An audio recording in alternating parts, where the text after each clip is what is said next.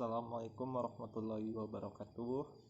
Kami di sini dari kelompok 8 ingin mempresentasikan tentang evaluasi proyek. Di sini saya Muhammad Ali Sodik sebagai moderator dan ada 3 teman saya sebagai pemateri. Yang pertama yaitu ada Dwi, ada Mardiana dan ada Nila. Baik, sebelum melakukan presentasi ini alangkah kita masing-masing mengucapkan bacaan basmalah. Bismillahirrahmanirrahim. Oke, baiklah langsung saja materinya yang akan dibacakan oleh Dwi. Mari kita dengarkan. Baik, di sini saya akan meneruskan penjelasan poin yang ke B, yaitu jenis-jenis evaluasi proyek. Ada 4 jenis. Yang pertama, evaluasi terhadap usulan proyek yang akan didirikan. Yang kedua, evaluasi terhadap proyek yang sedang dibangun. Yang ketiga, evaluasi terhadap proyek yang telah dioperasionalisasikan. Yang keempat, evaluasi terhadap proyek yang telah berakhir. Poin yang ke C, yaitu lembaga-lembaga yang dibutuhkan evaluasi proyek. Ada 3 macam. Yang pertama, memiliki proyek investor dan calon mitra usaha. Yang kedua, pihak penyedia pembiayaan. Yang ketiga yaitu pemerintah. Yang ke D, macam-macam analisis evaluasi proyek.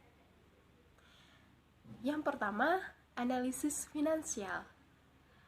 Proyek dilihat dari sudut orang yang menanamkan modalnya dalam proyek atas, yang berkepentingan langsung dalam proyek. Analisis ini menekankan pada hasil untuk modal saham yang sering disebut dengan private return. Baiklah, saya Mardiana Ananda akan melanjutkan presentasi berikutnya. Yang kedua itu tentang analisis ekonomis. Di dalam analisis ini yang diperhatikan adalah hasil keseluruhan yang diperoleh dari semua sumber yang dipakai proyek untuk masyarakat. Setelah itu tahap-tahapan evaluasi proyek. Yang pertama itu tahap penemuan ide, yang kedua tahap penelitian, yang ketiga tahap evaluasi, yang keempat tahap pengurutan usulan yang layak, yang kelima tahap rencana pelaksanaan, yang keenam tahap pelaksanaan.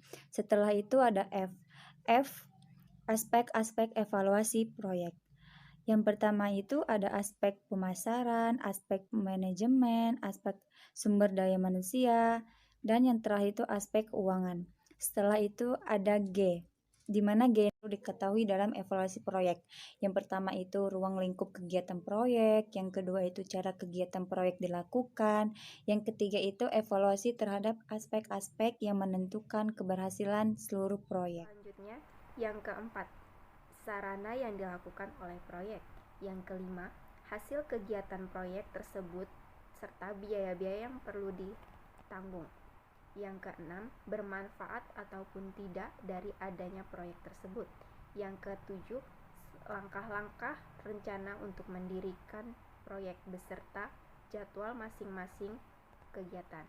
Selanjutnya H, jenis evaluasi kelayakan.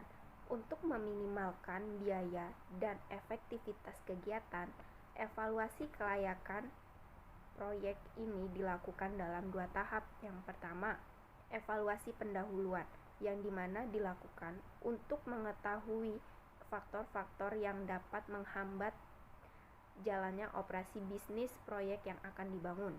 Yang kedua, evaluasi kelayakan, yang dimana faktor utama dalam studi kelayakan proyek ini berpusat pada 4 aspek, yaitu yang pertama aspek pasar dan pemasaran terhadap barang atau jasa yang akan dihasilkan proyek tersebut. Yang kedua, produksi, teknis dan teknologis. Yang ketiga, aspek manajemen dan sumber daya manusia. Yang keempat, aspek keuangan dan ekonomi. Begitu teman-teman presentasi dari kelompok kami. Jika ada salah dan kekurangan kami mohon maaf, dan jika ada teman-teman yang ingin bertanya kami persilakan. Assalamualaikum warahmatullahi wabarakatuh.